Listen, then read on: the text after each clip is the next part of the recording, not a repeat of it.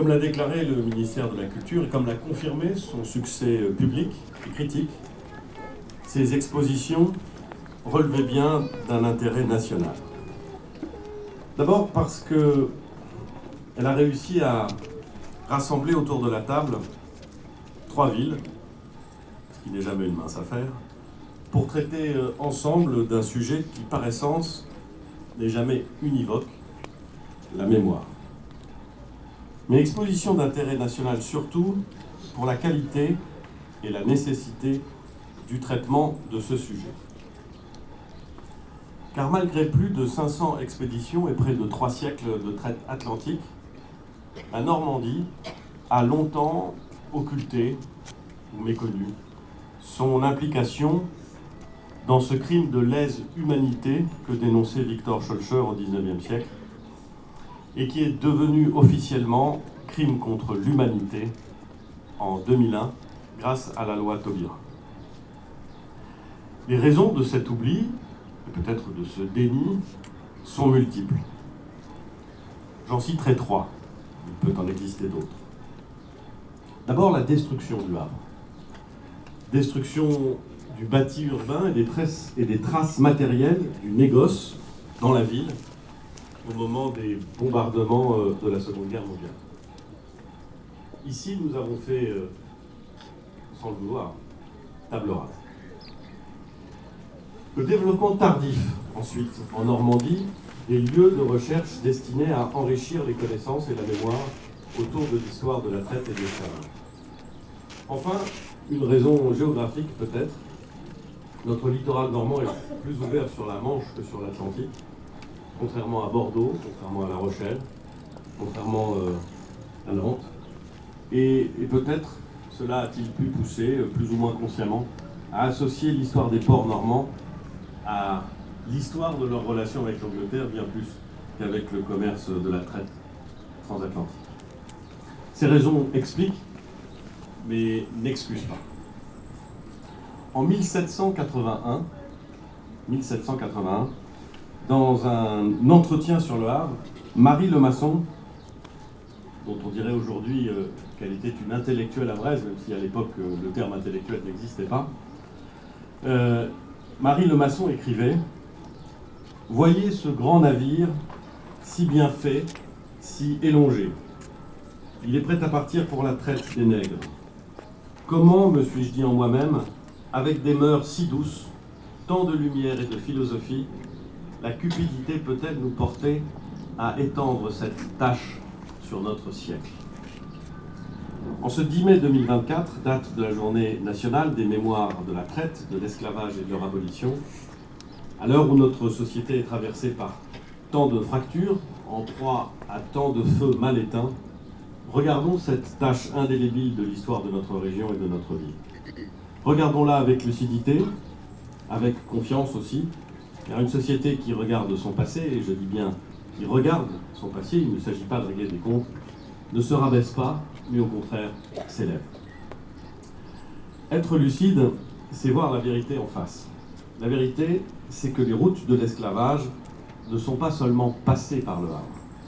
Elles ont grandement contribué à la prospérité et à l'essor commercial et industriel de la ville de la fin du XVIe siècle au milieu du XIXe siècle.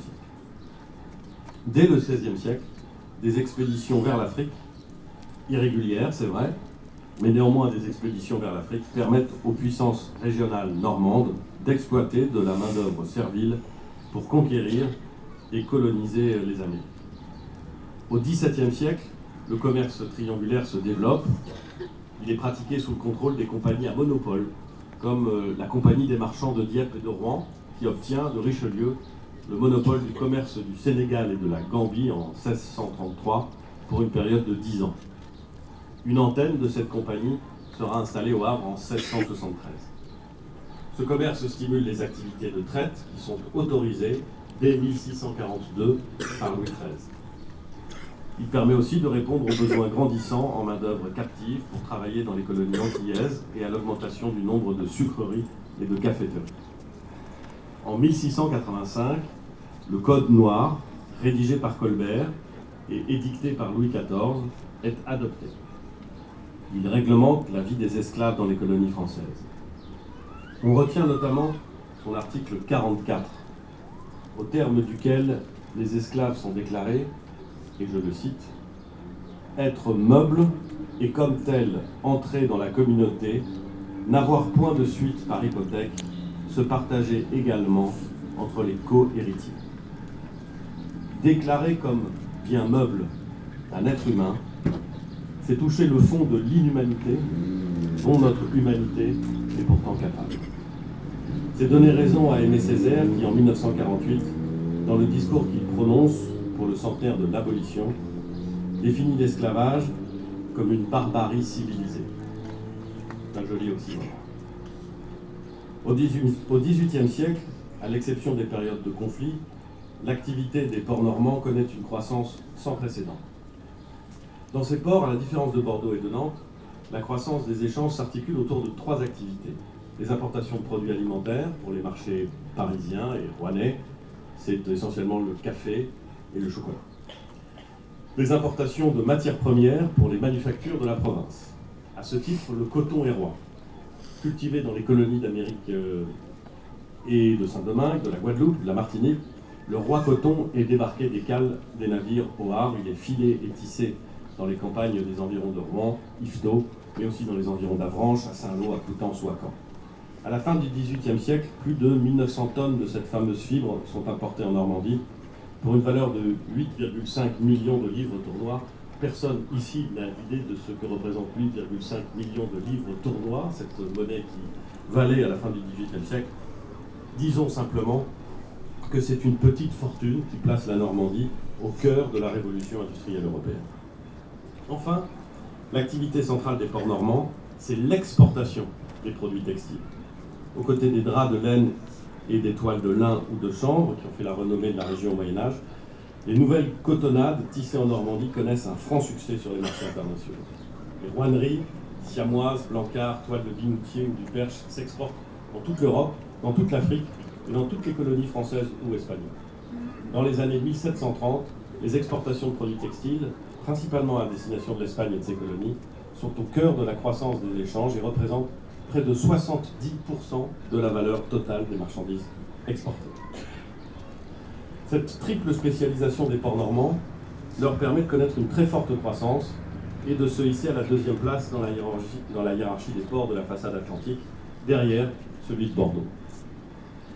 Mais, et c'est le rôle de cette journée de commémoration de le rappeler, cette prospérité s'est construite au prix de la vie de 12 millions d'Africains. Au Havre, comme dans tout le royaume de France, la fortune des uns s'est construite sur le malheur des autres. Les uns, ce sont les armateurs, et tous ceux qui vivent de la richesse des armateurs. Ce ne sont pas simplement les armateurs. Au Havre, les armements de la traite se répartissent entre 6 maisons de premier rang.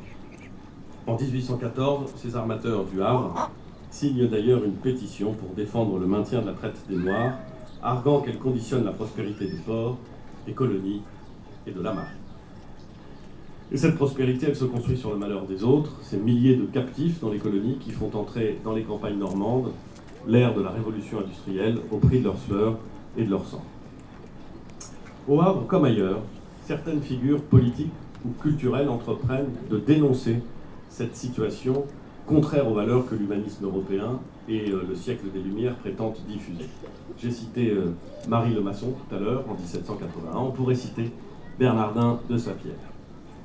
Le Havrais, Bernardin de Sapierre, raconte les horreurs de l'esclavage dans plusieurs récits. Il écrit notamment des passages éloquents sur le traitement des esclaves et sur leurs conditions de vie qui, lorsque on les relit aujourd'hui, glacent le sang. Très tôt, Bernardin de Sapierre s'oppose fermement à l'esclavage. Je voudrais citer une phrase, 2 phrases, qui disent bien son opposition, son inspiration à la philosophie des Lumières, et en même temps son opposition à l'esclavage.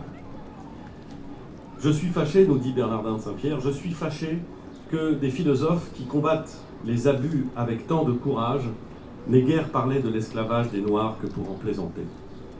Ces belles couleurs de rose et de feu dont s'habillent nos dames, le coton dont elles ouatent leurs jupes, le sucre, le café, le chocolat de leur déjeuner, le rouge dont elles relèvent leur blancheur, la main des malheureux noirs a préparé tout cela pour elle.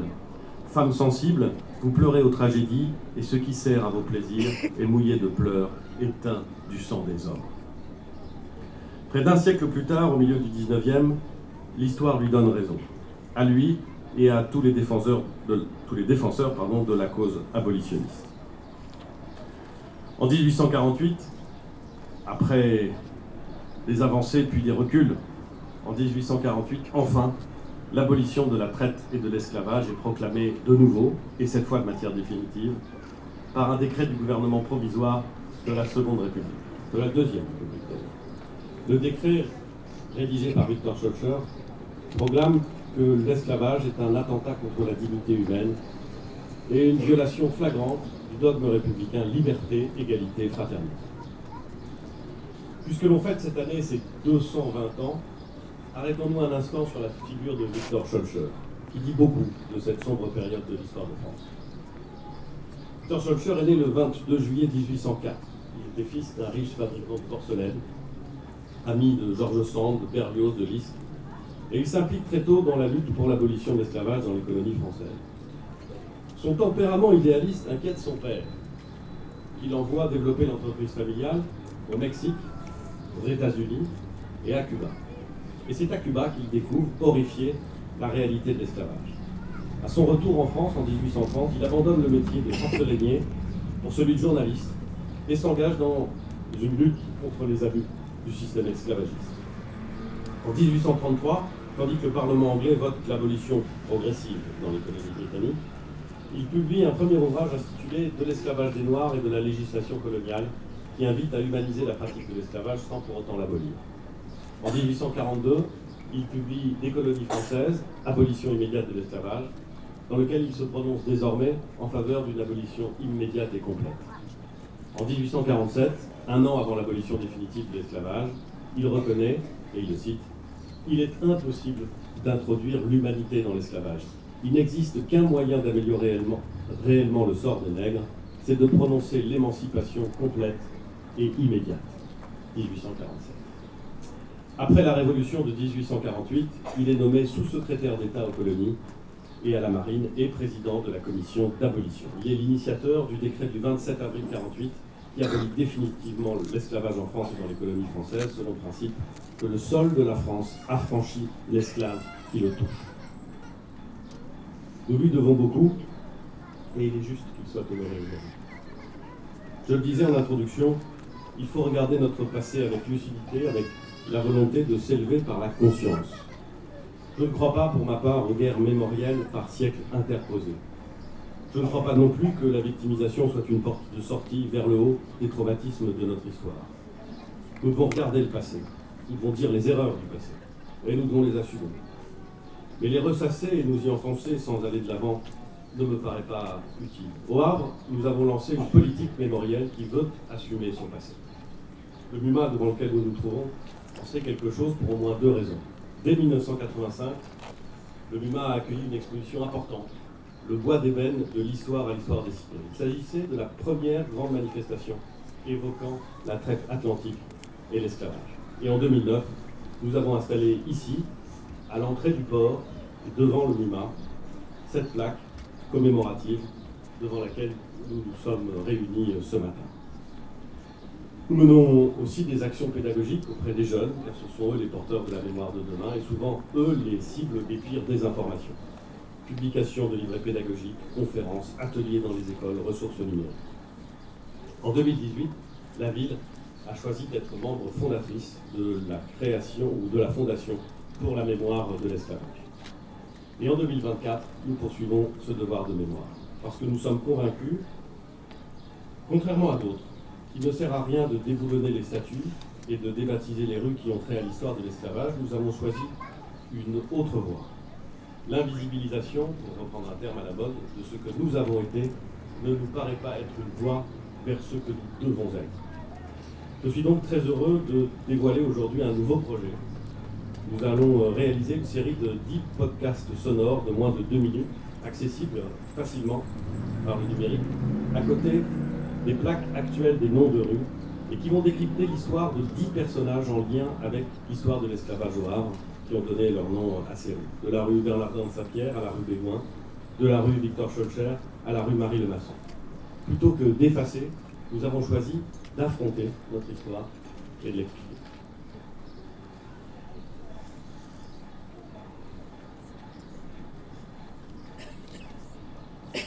Mesdames et messieurs, l'esclavage n'est pas mort. Il est aboli en France depuis 1848, mais il existe encore dans le monde. On dit parfois, je ne suis pas sûr que les estimations soient d'une grande précision, mais on dit parfois que plusieurs dizaines de millions, parfois 50 millions de personnes, sont encore sur notre planète réduites en esclavage. Il y a près de 200 ans, Victor Schoelcher écrivait « Disons-nous, et disons à nos enfants, que tant qu'il restera un esclave sur la surface de la Terre, l'asservissement de cet homme est une injure permanente faite à la race humaine tout entière. » Commémorer l'histoire de l'esclavage sert donc aussi à cela, à se battre pour qu'il n'y ait plus aucune injure permanente faite à la race humaine tout entière. Permettez-moi, mesdames et messieurs, de saluer la présence de nombreux membres du conseil municipal, de remercier les représentants des collectivités territoriales et des autorités, d'adresser mes plus vives félicitations et mes très sincères remerciements à ceux qui ont chanté et qui ont montré que face à l'horreur, l'élévation pouvait être un moyen de mise en perspective, de résistance et finalement d'espoir. Merci à toutes celles et ceux qui sont présents aujourd'hui et qui savent que se joue dans la commémoration d'aujourd'hui quelque chose qui n'est pas simplement un rendez-vous avec le passé, mais quelque chose qui compte dans notre vie présente et dans notre vie future. Je vous remercie.